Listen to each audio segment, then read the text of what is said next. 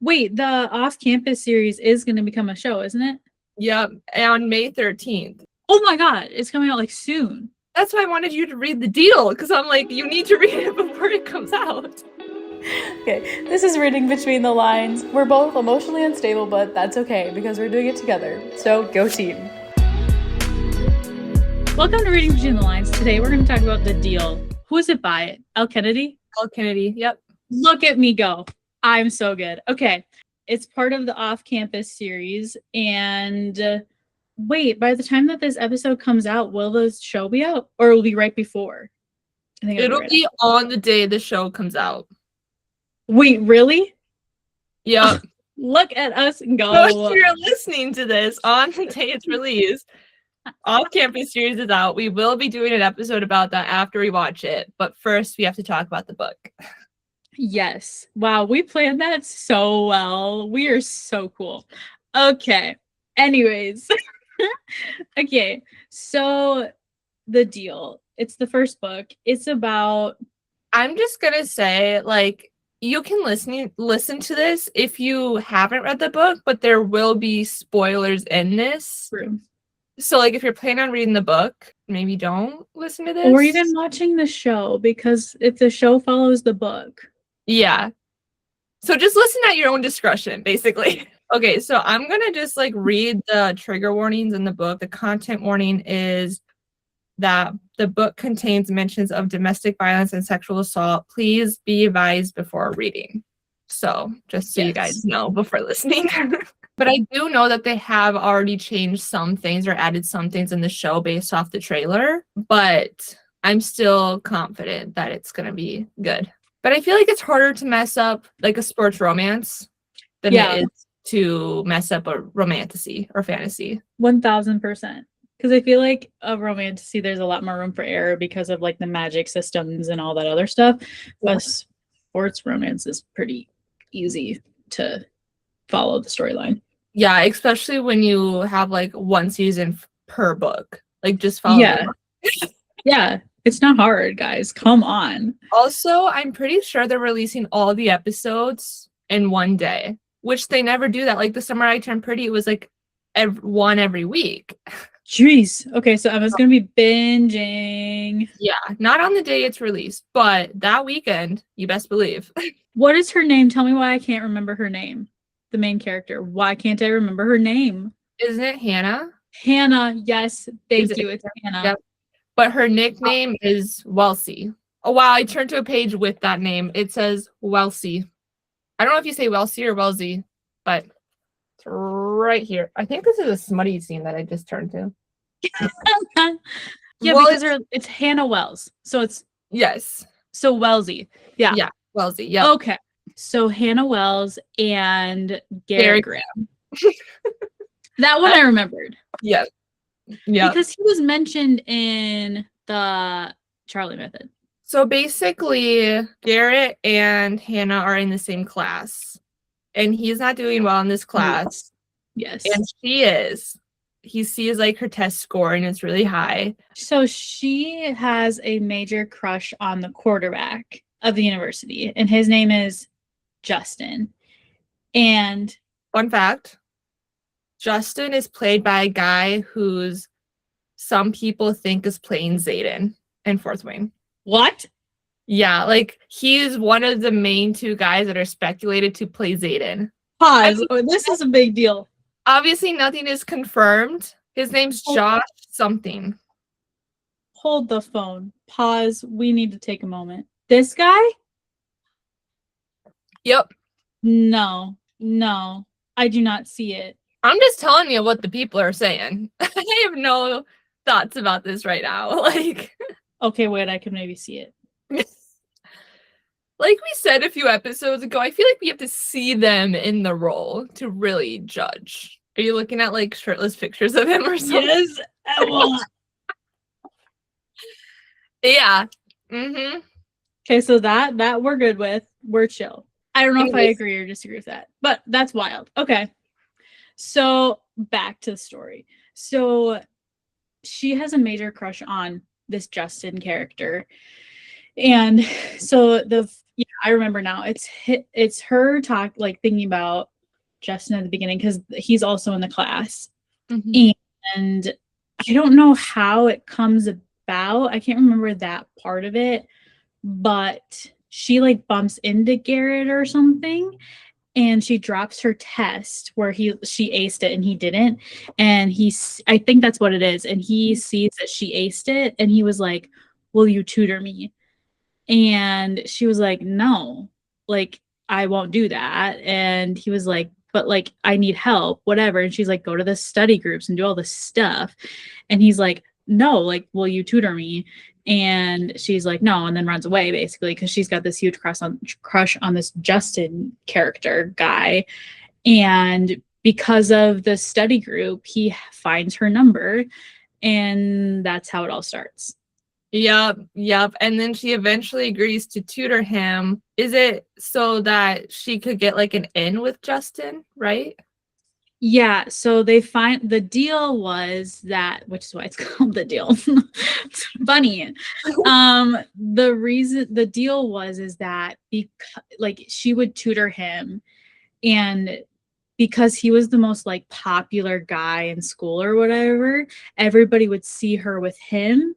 Like, and then the Justin character would get jealous and then notice her because she was basically a nobody.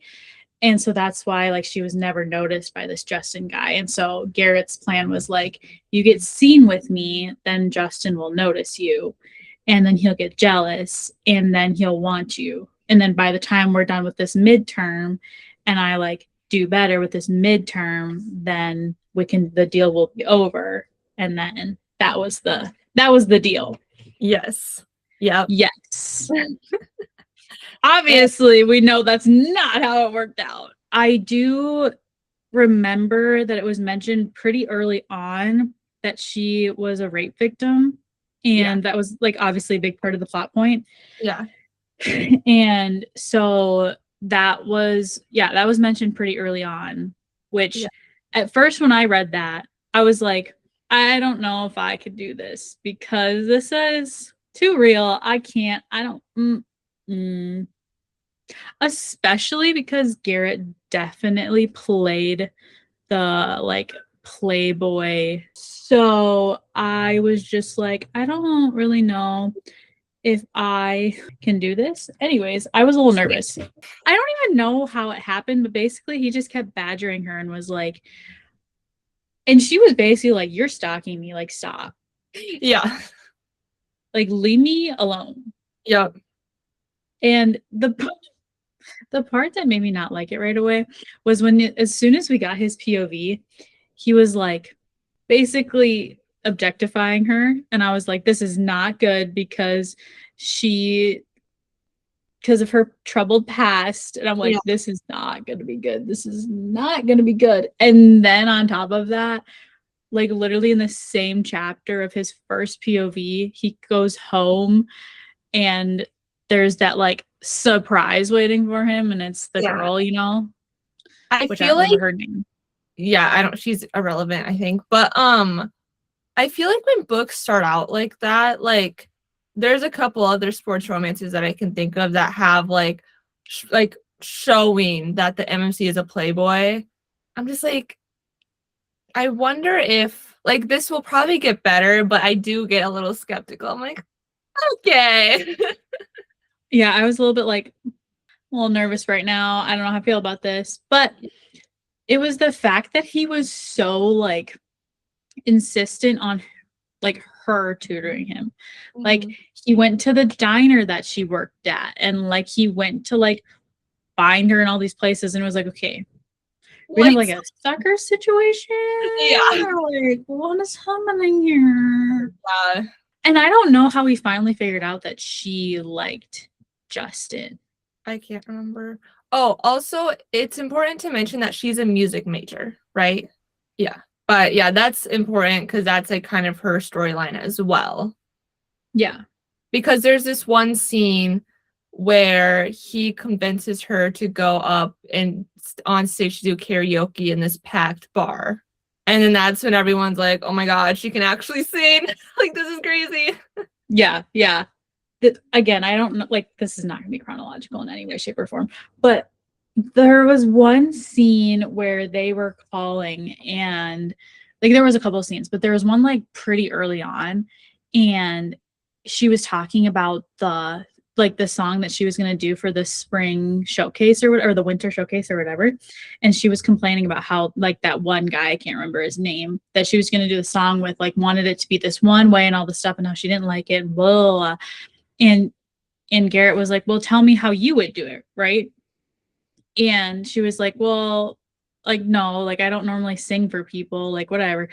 And he was like, no, just like let me hear it.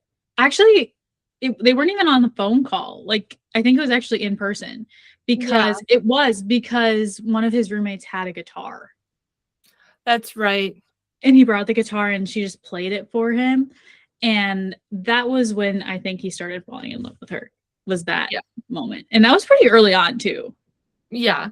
Well, I feel like this book is such a good showcase of friends to lovers. Like, obviously, you mentioned he found her attractive right away, but like he didn't really do anything about it. Like, his main focus was like studying, right? And then they became like pretty good friends, and they started hanging out and studying together, going to parties together.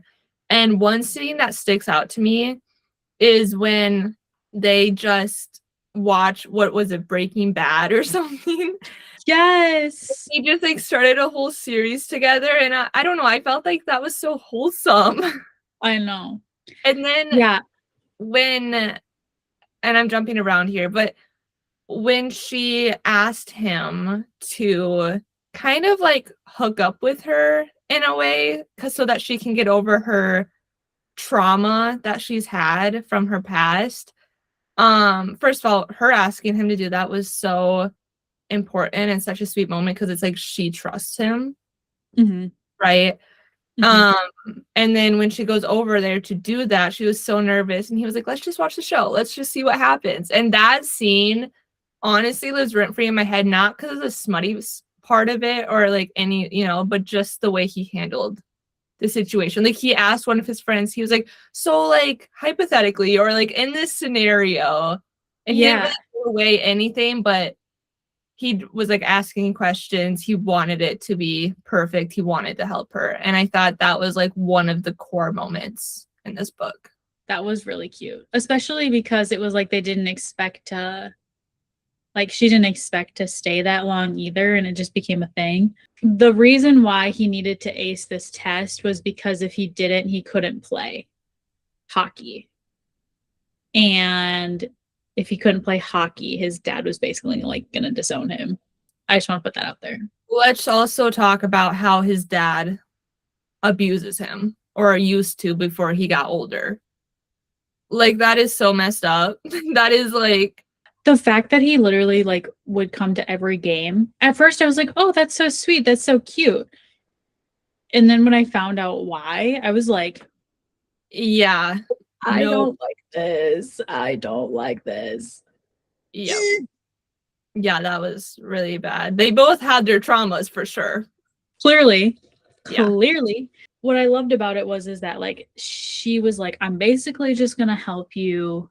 Like, I'm gonna tutor you and all this stuff. And then when they went to one of the parties and she saw Justin there and like talked to him, I remember her being like I feel I have an ick. Like, I just don't like I like him still, but like I have this ick. Yeah.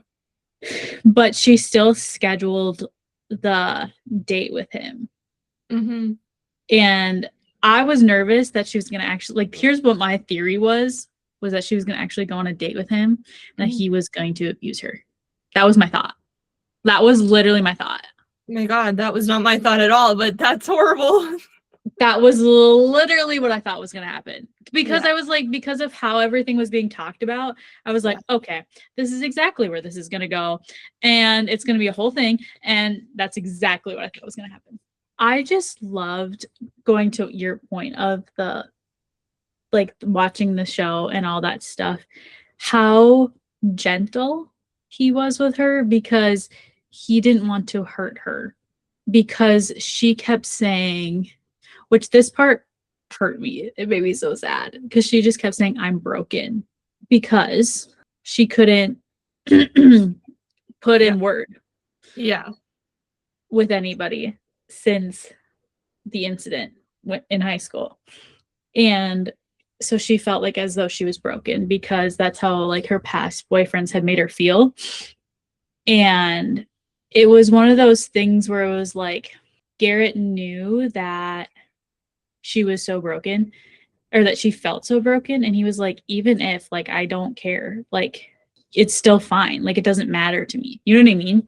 Yeah. In that one scene, she went over there to hook up with him. And at first, like they were started going at it. And then like she was in the moment and then she wasn't. Like she was having like flashbacks of that moment. And he realized it right away.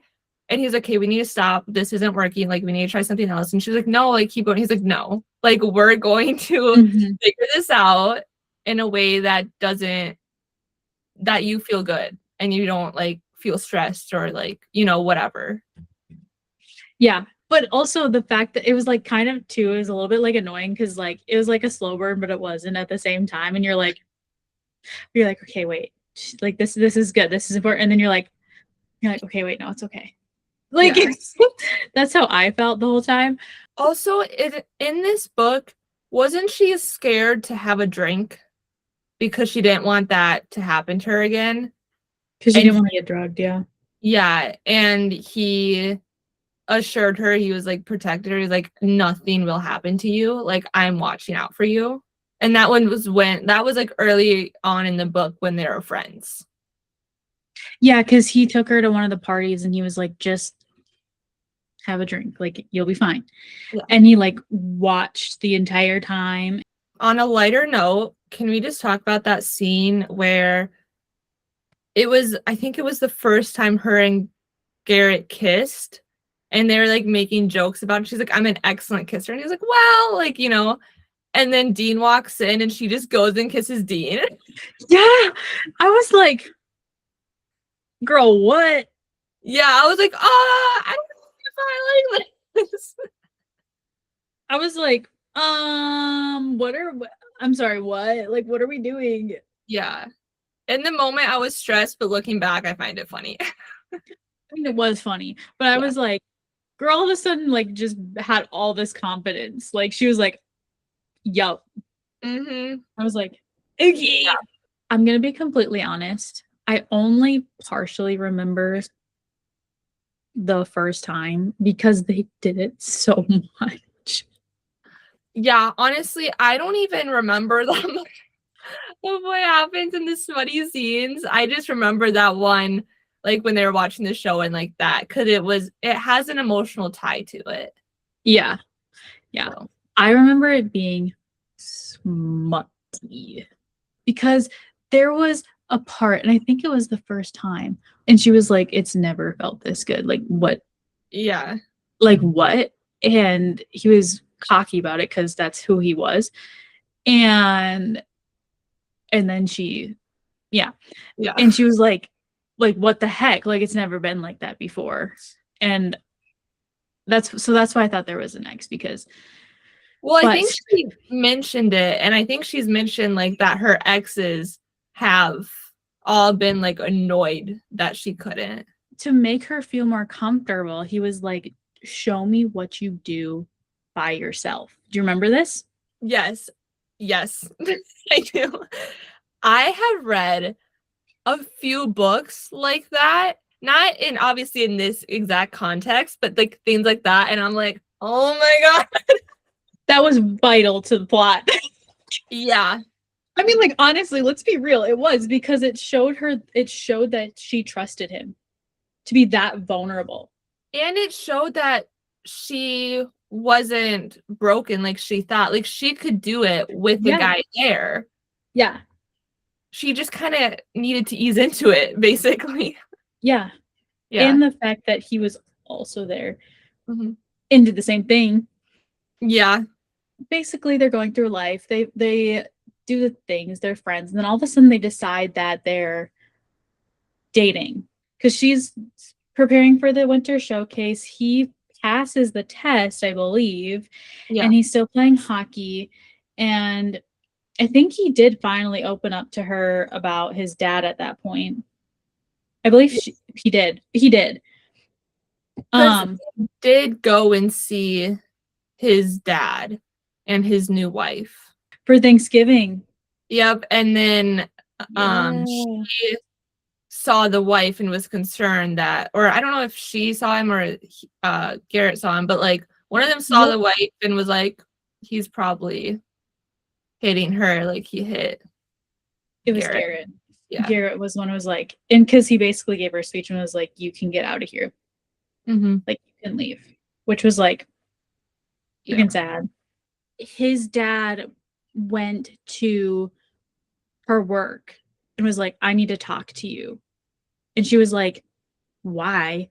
And he was like, you're distracting my son. Like, you are a problem. You need to break up with him. And basically gave her an ultimatum. Like, he was like, I'm the one paying for all of his stuff. I'm the one who's making sure that he gets through college. All this stuff. And so he was like, you need to break up with him. Otherwise, I'm cutting him off. And then he's not going to be able to survive. He's not going to be able to get through this. He's not going to be able to live in the place that he's living. He's not going to be able to do hockey and all this stuff. And then she just did. And I was like, you're so stupid. I was so mad. I know. Same. And the fact that she didn't tell him why. Yeah. That was the part that made me mad. I was like, you're so stupid. Because you guys built so much trust. And like, you guys basically trauma bonded. No, not basically. You did. Okay. And like, what? Like, and he just was like, why? Like, he was so mad and all this stuff. And it was on New Year's Eve. She called him because his birthday was New Year's Day, but they were broken up. And was like, basically like, happy birthday, hope everything's well or whatever. Because she was sulking at home and they were like, just call him. Like, you can make it work and all this stuff. And she was like, I can't. And all this stuff. And then like a week later, he comes barging into her house and is like, what's going on? I know you're lying to me. And then she doesn't tell him then, right? She doesn't there because she comes bolting out of the room. Like, he like walks away and then she like chases after him, I think. Well, and then we can't forget about the campus hands-off law that happened during this whole thing when they were broken up, because she was going to go on a date with some other dude. And he was so nervous. Everyone was avoiding her. She was like, what's going on? And he was like, well. And then he tells her about it. And she literally goes storming into the locker room, which it reminded me of, if you've seen it, a Cinderella story. Yep, reminded me of that. And she yells at him, and he has no regrets. He was like, yeah, I did that. What are you going to do about it? He's like, what? So? And even at that point, then she didn't tell him. And I was like, okay, you guys need to get over your teenage melodramatic stuff right now because this is ridiculous. The miscommunication trope irks me to another level. No, literally. Because in the fact that it was literally only like 2 weeks. Yeah. But it felt like an eternity. I was like, oh my gosh. Yeah. You guys are so stupid. I'm so no, like I can't. Like, I understand she's trying to protect him, but also she knows that his dad is abusive and he's a terrible person. So like, why wouldn't you? And it's not like, oh, he idolized his dad. She doesn't want to ruin the reputation of like his idol or something. Because I'm pretty sure I've seen that or read that somewhere else, like in another thing. But that's not the case. Like, he knows his dad's a piece of shit. Like, yeah, exactly. Like, I don't. Yeah, that's what it was. So that happened. And then a couple days later is then when he was like, you're lying to me. Yeah. Tell me what's going on. And that's when she basically was like, here's what's going on. Yeah. And he was like, he starts laughing, I think, because he's like, you really think that was gonna stop me from like dating you? Yeah. And she was like, well, yeah.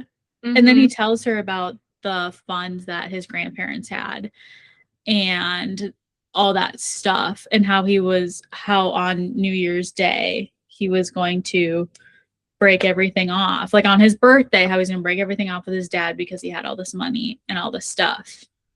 But she had no idea. That's Yeah. why New Year's Day was important. I was like, I knew this is important. Yeah. So, And if she just communicated. no, literally, if we would just communicate, friends, because, okay, another thing that we missed is the winter showcase also happened while they're broken up. The scene where he is talking to her and he's like worried that he would turn into his dad, that he has like anger issues and he would like hurt someone or hurt her or whatever, you know? And she was like, no, like, I trust you. Like, fully, completely, I trust you. And they're driving and he pulls over and then, you know, they do it in the car. I forgot about that scene. No, she was like, pull over. Yeah. It was a couple days later, a week later, at one of the games when one of the friends of the person who raped her was at one of the games and saw her. Yeah. And Garrett punched him because he couldn't control himself, which rightfully so. Defend your girl. Like, yes. Especially in this situation. Yeah. Everybody was so mad at him. And I'm like, why are we mad? Like, I would expect that. Like, she was even mad. And I was like, no, I expect that. Well, bare minimum. Well, I'm pretty sure once his friends found out the reason why, they're like, oh, yeah, no, we're good. Yeah. But, like, everybody was so mad. And I was like, yeah. Okay. Like, guys, like, calm down.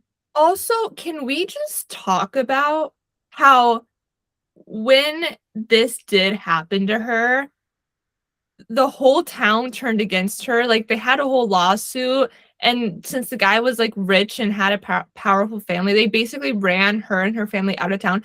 That is so beyond fucked up. I was so mad every single time that got brought up. Blood was boiling. Like, that was so messed up. I literally cannot even. No, I was so mad. I was like, the people who stood by him, even his friends, like, who knew, disgusting. No. I know. I know. See, that was one thing that I wish that there would have been more closure on in the book, because there wasn't. Yeah. I wanted her to go back to the town and give, like, a big fuck you to all of them. Yeah, no, literally. Or for Garrett to be like, I'm paying for all these, like, whatever, I'm putting them in jail, I'm paying for all these legal fees or all this crap, but that didn't happen. Yeah. And, like, her parents basically went broke trying to defend their daughter, which, you know, obviously, and they had that guilt with her. It was such a sad storyline.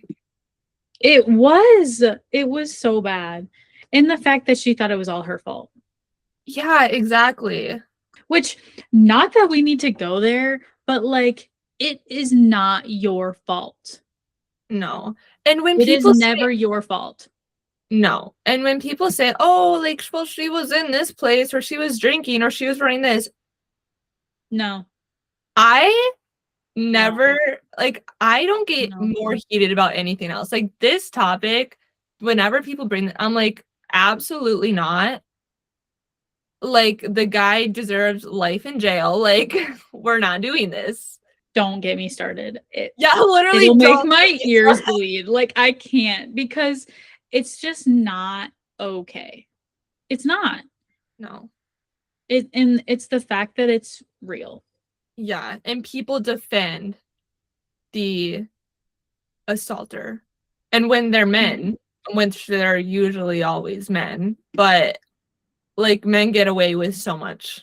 And obviously there are instances where a guy is the victim. I'm not saying that there aren't, but usually it's the girl who's the victim, and they get so much hate, their life basically gets ruined.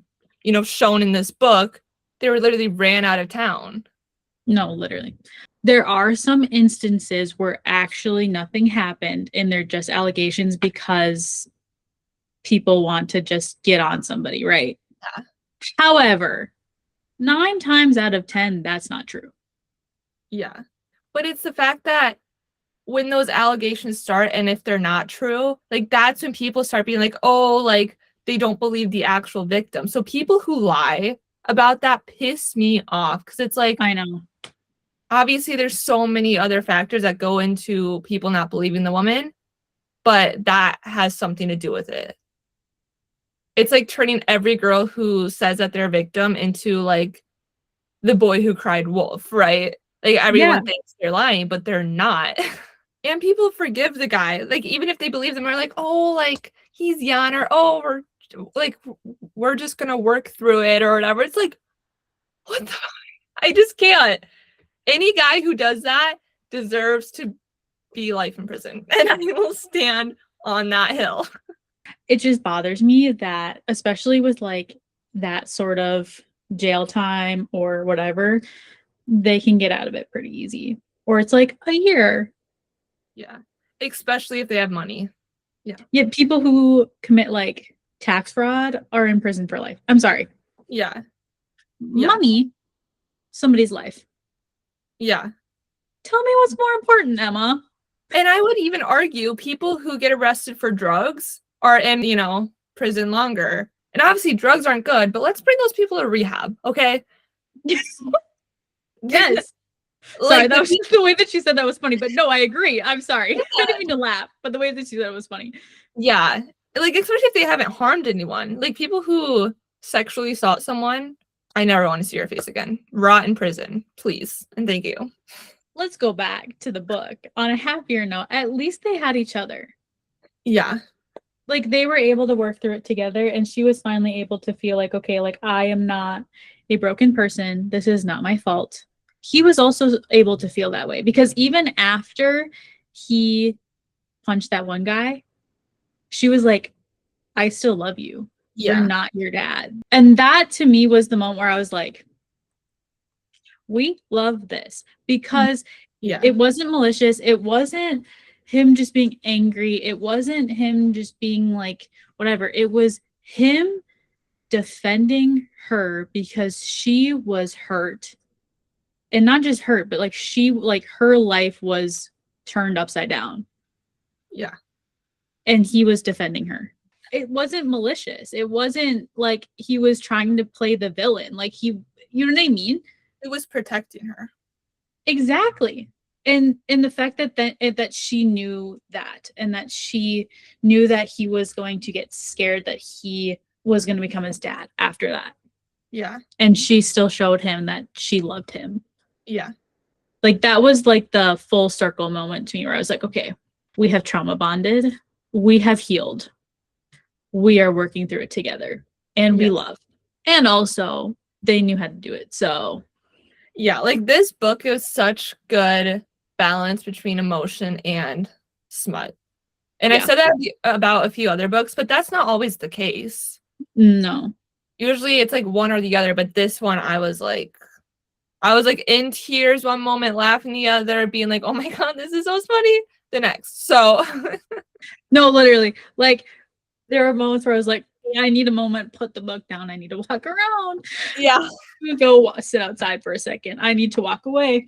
I need to go touch grass. Yeah, literally. There were some moments where I was like, okay, I'm in tears right now because I cannot handle this. This is so sad. Whatever. And then there's some moments where I'm like, this is hilarious because their bickering is so funny. Because samesies, like samesies. Anyways, I thought it was hilarious. And it was just like, at first I was like, I remember texting you like 3 chapters and I was like, Emma, I don't think I'm gonna like this book. Like, I'm like, no, I know. I know. I don't like it. But then I finished it and I was like, I judged it way too quickly. Yeah. Because after I finished it, I was like, okay. Because it's exactly what you said. Like, it's a perfect mix of all of the things. It's what made it so good. Mm-hmm. I hope that they can do it justice in the show, especially that one scene. Yeah, I'm like excited but a little nervous for the show, but I'm like excited. Like, they can't cut that one out. I'm sorry. That was like one of the best scenes. Yeah, I'm very excited. I don't think we got like a what they did next. Okay, so the last scene is them at a party. They're just like bickering and having fun, basically. And the last line is, or Garrett says, "You still love me." And she said, "I still love you." And that was that. And then the epilogue is he didn't tell any of his teammates about his dad abusing him, I don't think. Or like if he did, it was like one or two of them. Like it wasn't really any of them because they all like loved him because his dad played for the NHL. No, he did eventually. Yeah, that's what I'm saying. He didn't before, but the epilogue, or he did eventually. And then the epilogue is his dad going to the arena and none of the players are fanboying over him. Like, yeah, they all hate him. And that's when he's like realizes like his team is his family, basically. Okay, so they won their championship, basically. And his dad was there. Everyone ignored the dad. And then basically it was like him being a big FU to the dad and then telling Hannah he'll see her at home. And that's kind of the epilogue of it. So it like shows that they end up together, if we didn't already know that. But this probably happened in this book, but how hockey players in sports romances, I don't know about in real life, but in sports romances, how they go feral when their girl wears their jersey. Like that's like a big plot point in all hockey romances, I feel like. I don't know if it's a big deal in real life. Yeah. But I think it is. Okay, yeah. I'm pretty sure it is. Yeah, but I was just like, that's something that is like basically always mentioned. I think it is because it shows like support. You went the wholesome route. I was about to be like, it shows that they're... I'm trying to not say that, Emma. Okay? Okay. I went the wholesome route, but I know exactly. Yes. This is Reading Between the Lines. Thanks for listening. We're going to go watch the Off-Campus series, season 1 episodes now. So that's going to happen. Emma's gonna binge it, actually. I probably won't. And then next time we're gonna be talking about another Elle Kennedy book called The Charlie Method. If you haven't read that, you need to go read it before we talk about it. Anyways, that's all. Okay.